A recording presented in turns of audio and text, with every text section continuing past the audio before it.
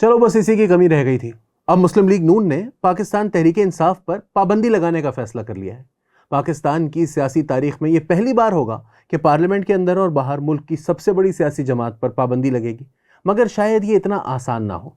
इससे वाज़ेह है कि मुस्लिम लीग नून सियासी और इंतखाबी मैदान में पीटीआई का मुकाबला नहीं कर सकती। माजी में 1954 में कम्युनिस्ट पार्टी पर पाबंदी लगाई गई थी। फिर खुद जुल्फ़िकार अली भुट्टो की वजारत उज़्मा में बाएं बाजू की सबसे बड़ी जमात नेशनल अवामी पार्टी यानी नैप पर पाबंदी के मनफी नताइज भी सामने आए।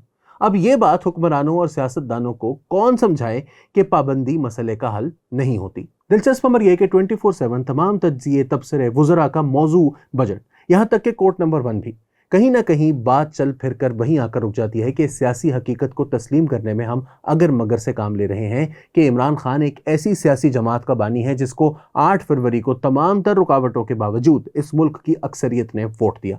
लिहाजा अब आगे बढ़ने का रास्ता इस हकीकत को तस्लीम करके आगे बढ़ने में ही है, ना कि अपने सियासी मुखालिफिन को एक के बाद दूसरे मुकदमे में गिरफ्तार करने में। सुप्रीम कोर्ट के 13 रुकनी फुल कोर्ट के फैसले पर 2 राय हो सकती हैं, मगर खुदारा आईन की बात ना करें, क्योंकि जिस तरह हमने पिछले साल 1973 के आईन की गोल्डन जुबली मनाई है, एक के बाद एक खिलाफ वर्जी करके इसकी मिसाल नहीं मिलती। यहाँ तक कि 8 फरवरी 2024 को इलेक्शन की तारीख देते हुए खुद कहा गया कि ये मावराए आईन होगा, क्योंकि आईन के मुताबिक तो 30 अगस्त 2023 को असेंबलियों की तहलील के बाद इंतखाबात तो 90 रोज में होना थे, मगर जवाब ये पेश किया गया कि पैसे नहीं है। निगरां हुकूमत अपनी आईनी मियाद से तजावुज़ करती गई, मगर सब ने चुप साध ली। इसमें कोई शक नहीं कि मौजूदा सियासी और आईनी बहरान इस 3 रुकनी बेंच के फैसले के नतीजे में संगीन हुआ, जब पाकिस्तान तहरीक इंसाफ से इनका इंतखाबी निशान बल्ला ले लिया गया और फिर यके बाद दीगरे एक के बाद एक मुकदमे में बानी पीटीआई को सजा हुई और फिर नाअहली। ये सब कुछ इंतहाई जल्दबाजी में किया गया, मगर इस सब के बावजूद वोटर्स ने वोट को इज्जत दो के फलसफे को अमली जामा पहनाया। अब कोई इस बात को तस्लीम करे या ना करे, ताहम मौजूदा supreme court chief justice of Pakistan justice Qazi Faez Isa साहब की सरबराही में माजी की जस्टिस बंदयाल साहब की सुप्रीम कोर्ट से ज्यादा मुशावरत से चल रही है। आज खुद नोटिस का इख्तियार अब फर्द वाहिद के पास नहीं, एक कमेटी के पास है। इसी तरह मौजूदा केस जिसका ताल्लुक मखसूस नशिस्तों से है, इसके लिए फुल कोर्ट का तश्कील देना एक बेहतरीन फैसला था। इस पूरे मुकदमे की कार्रवाई पर हर किसी की अपनी राय है, और वो इसलिए भी है कि इसके बराह रास्त कवरेज को पूरी कौम ने भी देखा और फिर फैसला 8-5 की अक्सरियत से तहरीक इंसाफ के हक में आया। जिस पर पहली तनकीद ये सामने आई कि पीटीआई तो इस मुकदमे में पार्टी ही नहीं थी, इसको कैसे फायदा दे दिया गया। दूसरी तनकीद जिसको आईन की तशरीह से ताबीर किया जा रहा है, वो दोबारा हलफ देने या तस्दीक करने के हवाले से है। यकीनी तौर पर सरकारी सतह पर तफसीली फैसले का जायजा लिया जाएगा, फिर नजर सानी की अपील पर गौर होगा। अब अगर इनमें कानूनी वजन होगा तो मामला फिर उसी सुप्रीम कोर्ट के सामने जाएगा।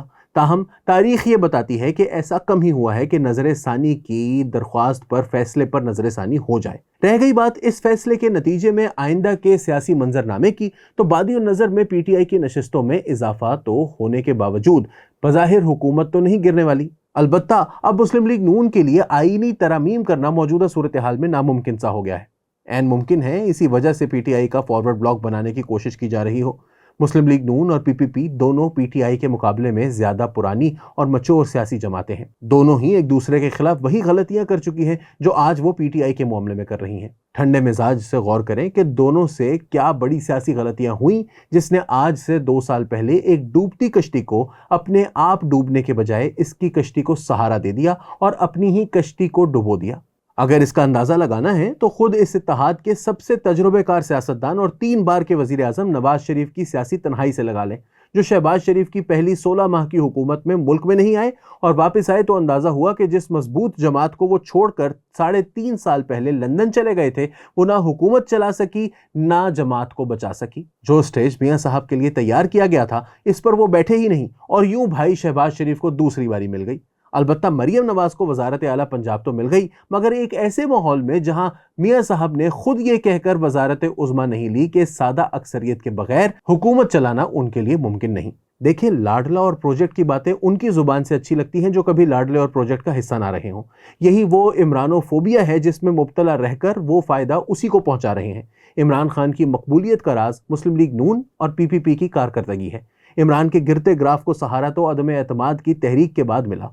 اب اس کو فائدہ بجلی، پیٹرول، گیس اور تنخواہ دار طبقے پر مزید ٹیکس کا بوجھ ڈالنے کی صورت میں مل رہا ہے۔ مسلم لیگ نون اور پی پی پی اس کا سیاسی مقابلہ کریں، اس کو مسلسل جیل میں رکھ کر کچھ حاصل نہیں ہوگا۔ میاں نواز شریف اور آصف علی زرداری ملک میں تمام سیاسی قیدیوں کی رہائی کا فیصلہ کریں، ان کے مقدمات 3 ماہ میں نمٹانے کے لیے اعلیٰ عدلیہ سے درخواست کریں۔ خاص طور پر خواتین سیاسی کارکنوں کی رہائی کے حوالے سے نرم رویے کی ضرورت ہے۔